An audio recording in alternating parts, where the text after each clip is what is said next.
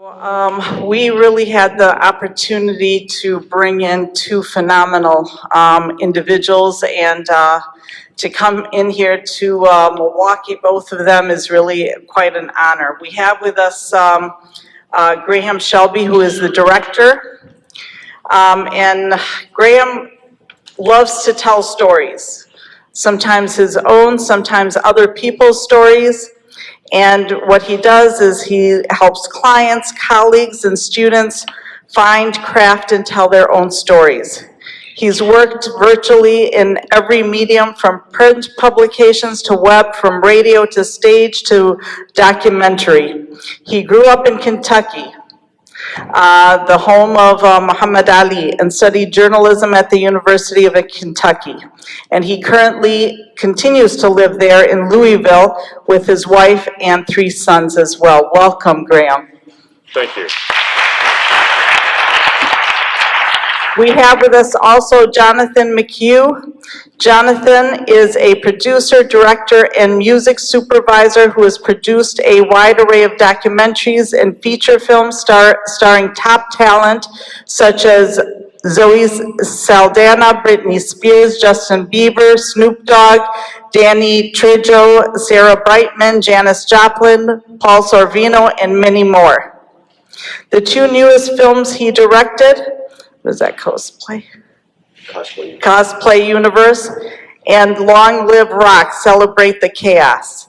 He has produced a number of award-winning documentaries, including Janice, Little Girl Blue, We Are X, Image Revolution, and She Likes Comics. Justin Bieber's Never Say Never, which is the 2nd highest grossing music documentary of all time, was his. And the Sony Classics documentary, The Greatest Movie Ever Sold. Before that, Mchugh started his production career by helping to launch Zamba Films. There he co-produced the film Crossroads, as well as soundtracks for films including Nickelodeon's Wild Thornberrys' Jimmy Neutron. Prior to that, as vice president of soundtracks at New Line Cinema, Oh, I'm sorry. Mchugh co-produced many platinum and gold soundtracks such as The Wedding Singer, Rush Hour, Austin Powers, Blade, Mortal Kombat 2, Love Jones, and Lost in Space. He's supervised over 75 feature films, including the Saw film series, and so much more. He is a PGA documentary juror, member, and a board member, founding member of the Guild of Music Supervisor.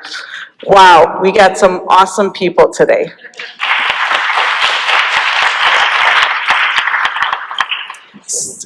Unbelievable renovated theater. This is probably one of the more beautiful theaters I've ever seen in my life. With the job that they did on this, spectacular. You guys are really lucky to have a facility like this to screen films at. So thank you so much. Oh, look, she opened it up. Yes, I just learned on the spot. I'll take care of that too, yes, yeah. So why don't we start with questions from the audience, or why don't we start with you guys just telling us a little bit about why you really felt the need to make this film, and then we'll take questions.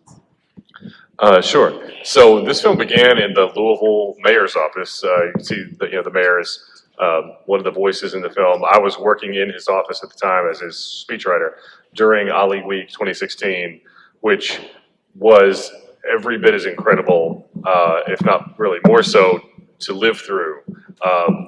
What you saw on the screen was just something that we tried to represent from what the actual experience was like. Just this moment of togetherness, of love and celebration, as well as to some degree mourning, all mixed up together with just remembering this incredible person who grew up in Louisville and always maintained a relationship there. And the mayor said, we need to find some way to tell this story from the perspective of his hometown, of the people who knew him the way no one else did. Lots of people have told parts of Muhammad's story, and some of them have done an incredible job, but we thought that we had something to contribute to the world's understanding of him. And so it started off as a small kind of city project, but then it kept growing and growing, and so then we thought we needed professional help, so we called Jonathan and he came in and helped us turn it into, a film that, we hope and would resonate beyond our city, and that's how we got here. And I'm also really honored to be here and stunned by how beautiful this theater is. On my end, it was, again, I was shooting a film in Louisville about the hard rock, the power, the passion of the fans of the hard rock music culture in Louisville. And I was introduced through the promoter to the mayor, and he told me what he was doing. And then the mayor was like, Graham, meet Jonathan. Jonathan, meet Graham. And it was like we were basically thrown into the Shark Tank together. And Graham had really never made a film before. And so it was just basically working together to craft this film, which took us a number of years to do. Obviously, COVID really impacted us greatly because it was a very Louisville story, as we see. But my job was, okay, how do you make a film about a global icon from Louisville, but something that can travel to Milwaukee and all across the world? Because the story is, to me, one of the greatest stories of the 20th century. All that he endured and put himself through and put the, and dealt with. And obviously, part of his renouncing his slave name and naming himself Muhammad Ali was an incredible story, and it was so unheard of at the time. And then he stood against the war, which at the time was a popular war, because America had just won wars up until that point. So what he did, and renouncing his title and the possibility of going to jail, the whole thing, how to tell that story, which again has been told a lot, but how to touch on it, but really get to the origin story of what made him with Louisville, learning the box, that whole story, and then where he was put to rest in Louisville, and the send-off that his hometown gave him was, as Evander Holyfield said, was of a presidential nature. So how to put all those pieces together, make the mayor was involved with it, so it was kind of a pride of ownership story. The Alis, if you wanted the Alis involved, you had to kind of make sure it was something that they were going to embrace, which they ended up doing. But it took us a while to get there. For sure. That's amazing. What was the most really moving aspect of the film for each of you? I think it was just really coming to understand how much Ali meant to a lot of people.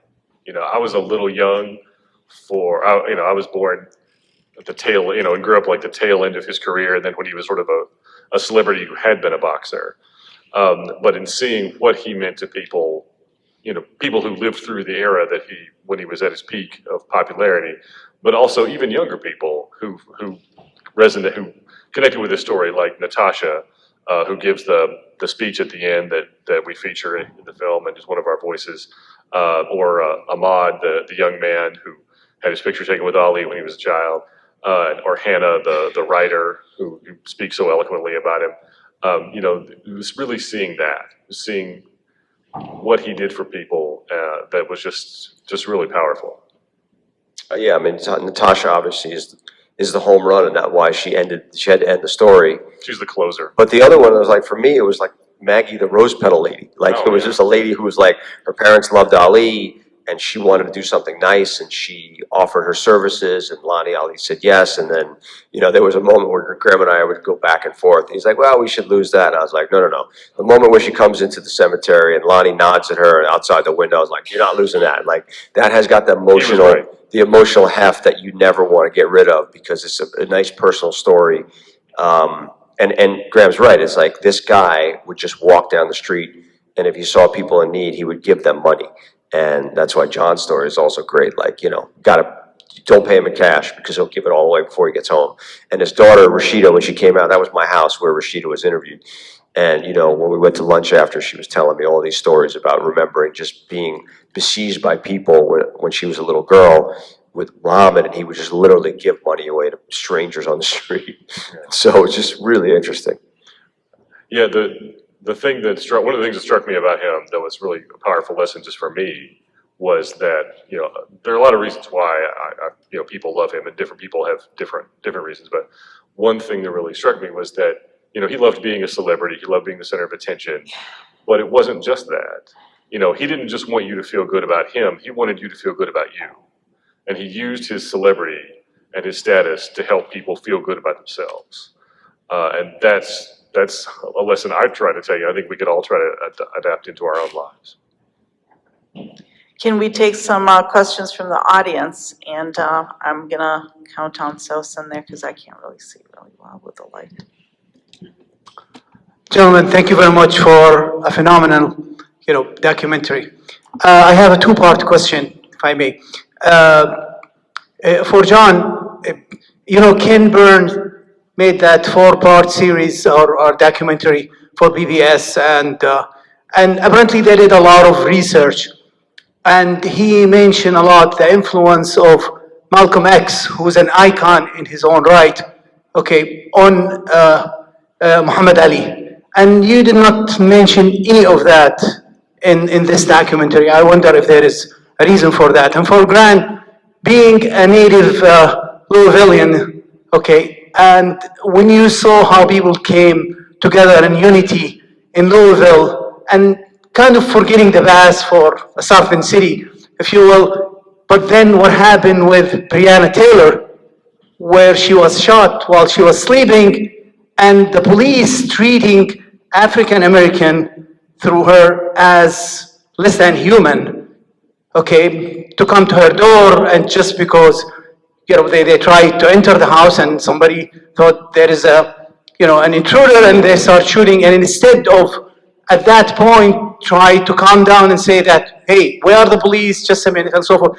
And that kind of divided the city, that a lot of people supporting the police, a majority of the African Americans, of course, are against what they did. So if you can touch, where did that evaporate?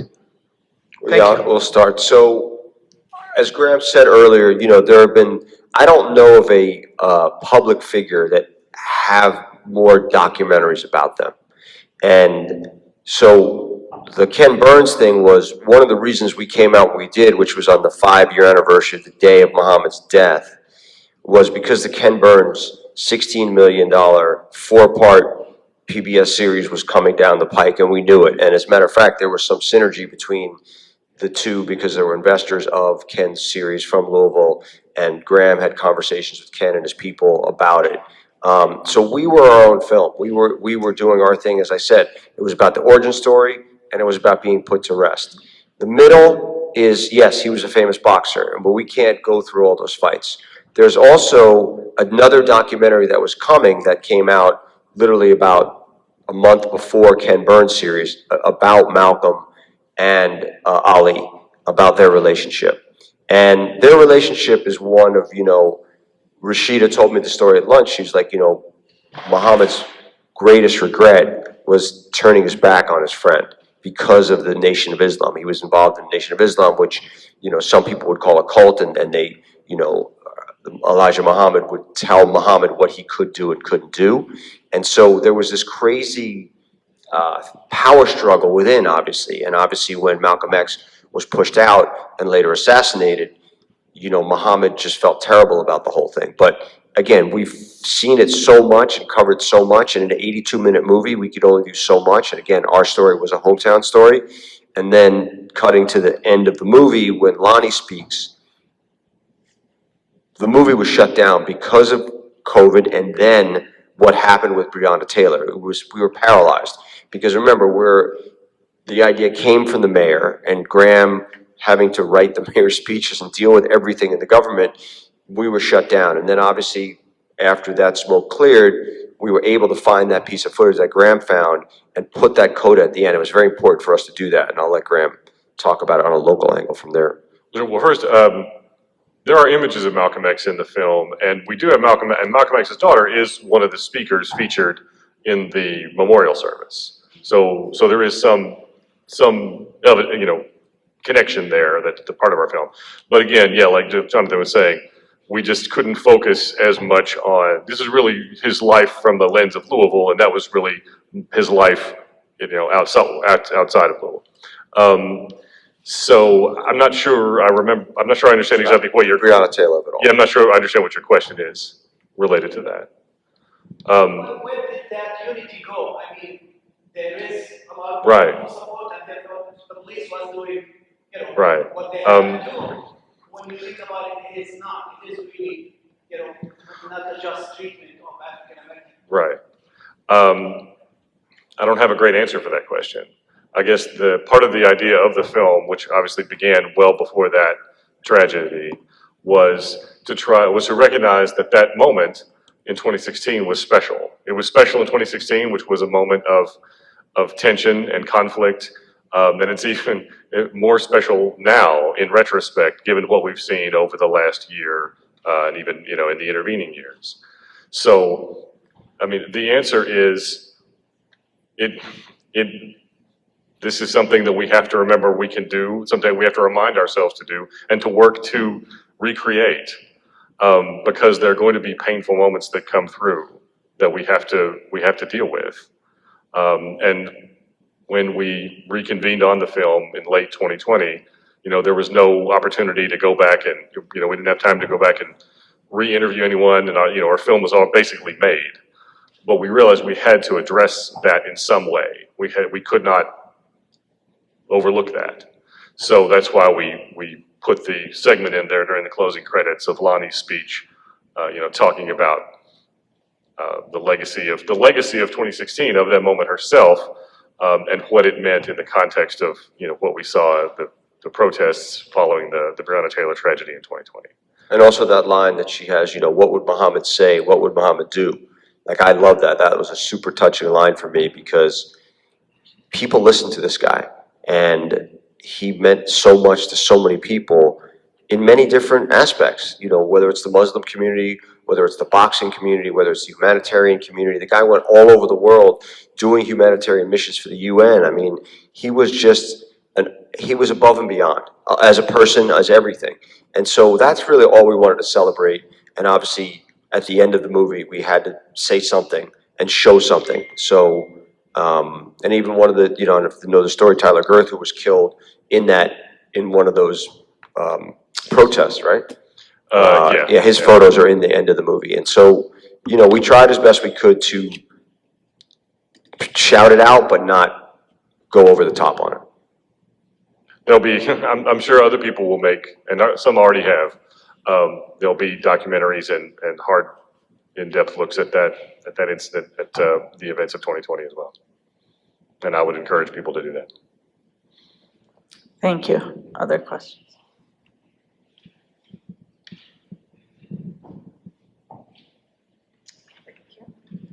So my question, the main reason I came tonight, just to see the documentary or the movie, what made Muhammad Ali the way he was. So I was really looking forward to see his childhood, just how he grew up, who influenced him, how can he be, brought up in this environment and he became who is, where this confidence came from. The other thing I think I was also looking forward to coming tonight is to focus a little bit of the international influence of Muhammad Ali that he had on other nations. So I talking about myself, I grew up in Jordan, and the day that he had a match, the whole city will be like a ghost town. So everybody just watching, and like it's a celebration. Everybody felt like when he won, like you win. As if your son made it, you forget about all your worries that day. It was huge. So I was really looking forward to see that a little bit more. And why do you think, for example, growing up in Jordan, like, why do you think that was? Like, this was just a boxer from Kentucky. No, actually, Why? I am like a second generation of refugees from like Palestine, Israel struggle. So I grew up in a camp. So we were in a refugee camp. So whenever we see him, it was empowering that you can become something. You can get good education. You can survive this. You can do it. So that is where the empowerment came. So as a girl, I didn't care about the boxing, but I cared about what made him, how far he came, and how much confidence he had. So that is the thing. So. And I think one of the big things for Graham and I is that, I'm an adjunct professor at American University, and as we were screening the movie for people, and I have a classroom of young 20-somethings, I want to show it to a lot of young females, all mixed race. And when I showed the movie, and I was like, wow, they're like, oh, I knew he was a boxer, but I didn't know about all that. He did. And so the educational process for the next generation for us is really important. So we're working with the University of Louisville and the Louisville public school systems to try to build a curriculum so that students can know about his good work and what he stood for and how important his story is, because that's an amazing stuff to hear. We knew that all around the world, but I'm always curious to speak to people why, like what it was he meant. So it was really nice to hear that the empowerment nature of that, you know, what you can become is I guess the message that we're talking about. And that the real takeaway of it is be great to people, do something nice every day for people. And it's very hard for people to do that. You get caught up in your own world and you don't give as much. And so it always makes me, that's one of the things for me, why this film was inspiring to work on, because it reminds me that you got to do better. You have to, you know, push yourself to do better. But it's also part of the element of why he was great is because he decided that he was going to be great. You know, even when he was, there are stories, you know, this is him touched on in the film, but you know, his brother says this, but other people said this as well, that even when he was young, he just said, I'm going to be the greatest. But so he had this kind of like irrational confidence whose source is somewhat mysterious, even to people who knew him. But then he also had the work ethic, the dedication to actually do it. I mean, he trained with 2 different boxing coaches on a regular basis, like on an almost nightly basis for years as a child. You know, that kind of drive is rare, but that's also what produced, you know, the incredible results of his life and put him in a position to lift people up and inspire them. I think, you know, that's really interesting because a lot of times we think that influence can only come from the outside, but I think that there's something to say also about people that are self-driven, and I think that he's a perfect example of that. I mean, it's rare, and I think that's why you can make a movie about him, because a lot of times that's not what you see. And another thing, you know, as far as the Muslim community goes, the whole expansion of Janaza and what that started as and what it became was fascinating to me. And that people literally came from all over the world. They didn't know the guy, but they just wanted to be close to his burial and his passing and the procession. And that's super inspiring that people get that motivated because they felt that, you know, he is an inspirational figure and they're going to travel to go to his funeral even though they had no relationship with him. Normally, when you go to a funeral, you have relationships with the people that passed. So it was just incredible. He's an incredible figure for me. And one thing, this relates a little bit to the point you made, sir. You know, I after thinking about it a lot, I liken it in some ways to like a global, the same dynamic that you have in a family at a funeral, but on like a national or global scale. You know, when someone in your family passes, often, you know, at the funeral, people put aside their differences and they come together and they feel the sense of connection over the loss, over the memory, and they get along maybe in ways that they don't normally. Then time passes and they often revert to, you know, whatever, giving into whatever tensions or grudges they might have. You know, I think just as in our own families, we need to take advantage of those moments of connection as a human family. That's also something we need to remind ourselves of.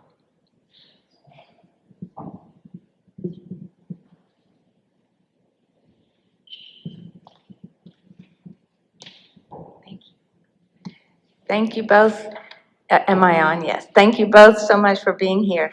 I'm just curious about what you're working on, what independently or together that is coming next. Well, like I said, for us, this education mission that we're trying to push forward is really something that we're passionate about. You know, we'd love this curriculum to be a college course, you know, the principles of Ali, and that starts at University of Louisville and spreads maybe to the HBCs. And then maybe, like I said, I teach at American University. I was there the other night talking to people about it. You know, that's an educational process for me. And then for me, I'm always making movies, working on a couple documentaries now. I have one coming out about the Comic-Con culture and how that cosplay has shaped people's dynamics about, you know, their sexuality and what it is to become something else and try on a different persona, the psychology of that world. So that's my next film that'll be coming out in February. It's called Cosplay Universe. Thanks for asking. One thing that I learned, because this is so between us, we realized we've done 37 different movies and TV shows. He's done 36 and I've done 1. So one thing that I learned is that there are phases to any project like this. And, there's the idea phase, there's the, planning phase, there's the execution phase. And then we're in this next phase, which is like, what do you do with it so that you can get people to see it and try to get it to have as many lives as possible. And so, the education program that Jonathan talked about is one of the things we're focusing on to get universities, but also middle and high school students. We've gotten really good response from people in that age group and from teachers who've seen it. So we're also working to try to get that, to in front of social studies teachers or history teachers, for example, because we think it can be useful in terms of starting conversations with young people about Ali's life, his principles, his challenges. And then beyond that, The other thing, Shay, is the State Department reached out to us. There's a division at the State Department, who knew, called sports diplomacy.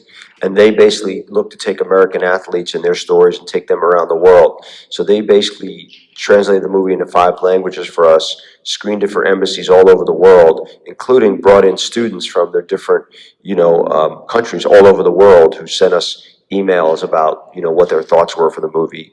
And so they keep connecting us with people around the globe, which is, for us, what we need. We need that kind of big partnership with somebody who has that kind of reach. And they love the film. Randomly enough, the woman who runs the sports diplomacy is a documentary filmmaker whose grandfather was Muhammad's opponent in his first professional fight, correct? Like random. Yeah. So just, that's the kismet of it all. And so we're just continuing to work. Yeah. I don't know what I'm doing next, but although some of my time will be devoted to all the things I wasn't doing while I was doing this. And had his day job as this major And have my speechwriter. day job. I hope to take the lessons of this and tell more stories of meaningful figures. You may have answered my question in part. I was going to ask, where does the movie go from here? And just now you did make some references where you want it to go. Yeah, we have PBS. We're in conversations with the movie going to PBS, but obviously with Ken Burns' thing that had to run its course, and now we're talking to them, and then we'll be pitching some of the bigger streamers, whether it be Netflix, Hulu, is kind of the next phase of finding the next platform for this movie to run. Because as everybody can attest, people like this movie. It's a strong movie. So it's really just about finding the partnerships that can put the movie into a wider reach than we can. It is currently available on Amazon Prime, YouTube Movies, and Apple TV. And Google Play. And Google Play. So, and anyone can watch it from their home for typically $4.99. So it is available widely. If you know anyone who might like it, feel free to pass the information along. But yeah, so we're just going to keep trying to find ways to get it in front of people. Yeah, after watching the film, I think you need to sort of redefine the definition for documentary, because I think yours was more than that, because it had a frame of reference, and I think that the two of you sort of really subliminally caused a reaction for me. It was very emotional for me, I have to say, that one of the ways that I define a good movie is when I feel better leaving than I did when I came in. So you passed that test. Well, Thank you. Yeah, that trust me, that's why we do what we do, and why we spend these countless hours doing this, because you hope that you can get that visceral reaction out of people. And again, the guy is so inspirational. When you start with clay like that, if you will, no pun intended, it's all about just telling the story and what it was. And again, it's something that we love hearing, and that's why we keep coming back. And it's all about spreading the word of mouth that we really need. It is, one person at a time telling 5 people, and 5 people telling 2 people, and then it just multiplies out. And so you said that your test of a movie is if you feel better going out than you do when you come in. Well, you saying that just made sure that we're gonna feel the same way. That's why I flew here from LA to hear that. That's right. Thank you.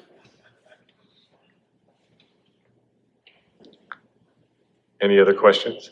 Oh, yes, sir. First, I'd like to answer your question. I know this is a Muslim film festival, but, yeah, wait for the mic. Wait for the mic. Thank you.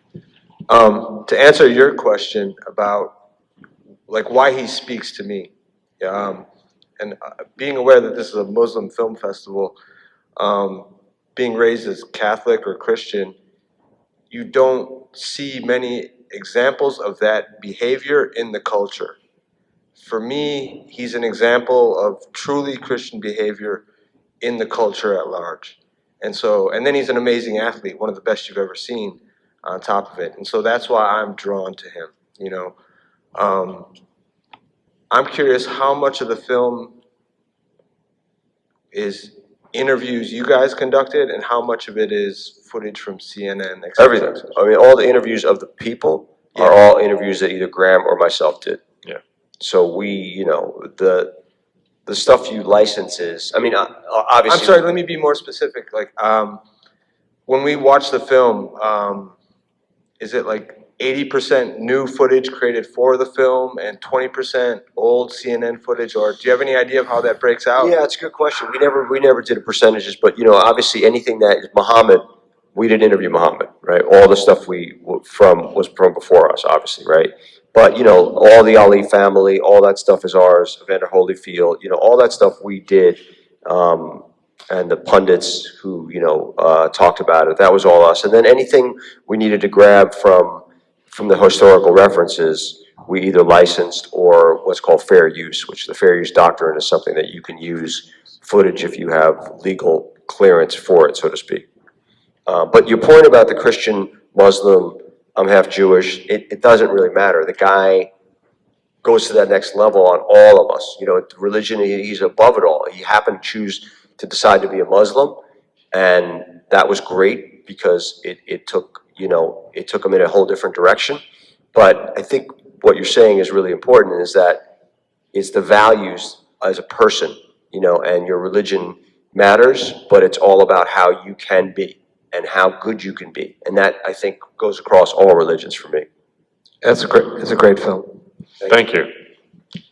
Just an FYI, it's a film, it is a Muslim film festival put on by a Muslim organization, but the purpose is to actually reach far beyond the Muslim. I mean, we would be speaking to the choir otherwise. The whole purpose of our film festival is really to help highlight these personalities and issues and have discussions about things that maybe people hadn't thought about. So speaking on behalf of Jonathan and myself, since we both grew up in other faith traditions, it's really meaningful for us to create a film that resonates with the Muslim community. That was something we were very intentional about, something we wanted to be sure we tried to do. So, you know, the fact that we're here means a lot to us.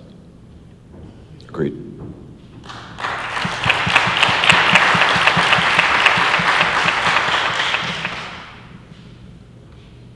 Any other questions before we wrap up? Anything you guys want? Yeah, I mean, again, I just want to reiterate everything we said. Thank you guys for having us. It means a lot. Spread the word. Be as good to everybody else as you are, you know, to yourself, or even be better to yourself. I mean, he is that inspirational guy that just takes a lot of, makes you think, and what he did and what he stood for, and who's, you know, going to threaten to go to jail for 5 years for your beliefs, or send me to Vietnam, put me in front of a firing squad. There was that line that Ken Burns ended up using. We never used it, but it was like, I don't care, put me in front of a firing squad. I'm here for my beliefs. And he stood for his Muslim beliefs and his anti-war beliefs, and it's kind of mind-blowing, and you don't see that much anymore, let's put it that way. And that's why he should be taught, and he should be revered, and he is, but we're here to just keep spreading that message, and hopefully the next generation gets it. Yeah.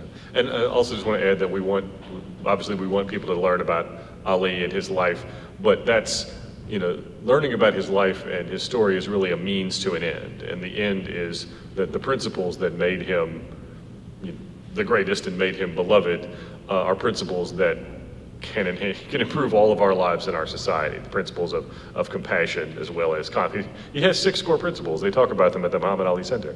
That those principles are things that make the world a better, more peaceful place, and the world could use that. So, our goal in sharing this film is not just to share, our work of several years with people, although we do want to do that, but it's also because we feel like it can be a force for good in the world. And that's the other thing, you guys, for a good weekend, go to Louisville and go to spend a day or a half at the Ali Center, which is really just one of the coolest kind of interesting cultural museums you'll ever visit in your life, just because you'll get the sense of both the sport of it all and the culture of it all. So that's a plug for the museum, I guess. This message has been brought to you by the city of And Louisville. again, Janan, thank you so much for having us. We really enjoyed it. Well, thank you guys so much.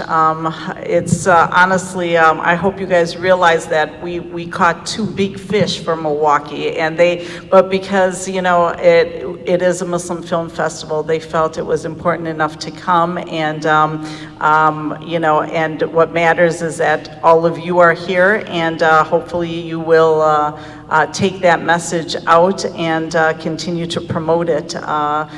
We want many people to go ahead and to see this film, and please pick up a flyer or check out the website. We have a lot of wonderful films. This whole film festival honestly has just phenomenal films, and we have more directors and producers that are going to be joining us. Can't wait to see The Dissident. Yeah, that's a fantastic one. And actually, maybe I will mention that. The Dissident is the one about the killing of Adnan Khashoggi, and it's kind of like one of those edge-of-your-seat documentaries that has a lot of footage of interviews with his fiancée. You have a lot of people that have been under surveillance by Saudi Arabia. It's an amazing film. It was actually, a lot of places refused to show it out of fear of pressure. But we are going to have it, and we will be having 2 Turkish associate producers that are going to be coming for the talkback for that. We also have the Mauritanian. That's a very powerful drama. It's based on Mchugh Slahi, who spent 14 years in Guantanamo without charge, and it's basically his story. It's a very powerful film, and Huge cast too, right? Yes, and it's it's a Hollywood film, Hollywood cast, Jodie Foster, others, and he can't come due to a very obscure law that says that if you've been in Guantanamo, even if you were innocent, you cannot enter the United States ever. So he was not able to come. But what we were able to do is we videotaped an interview the day before yesterday with him and with Kevin McDonald. If you know, he's also a superstar director. And we videotaped that, and we're going to air that after the film. We have The Present. Many of you know that was nominated for numerous awards, and we have a rabbi that's going to be coming and doing the talkback for that. Honestly, we have pick up the flyers. We have just a wonderful lineup. It's probably one of the best lineups we've had. So we hope to see you, and please spread the word. Tell them, we have social distancing, as you notice. So it's not a problem. People are still a little bit wary of coming out to movie theaters, but please spread the word. It's really an opportunity to come and to also be part of all of the great discussions that are going to take place after the film. So thank you so much Thanks for for having coming, us. and thank you to Jonathan and to Graham from coming from Louisville and from LA to be with us. Thank you all. Thank you all so much, and good luck with the rest of the festival.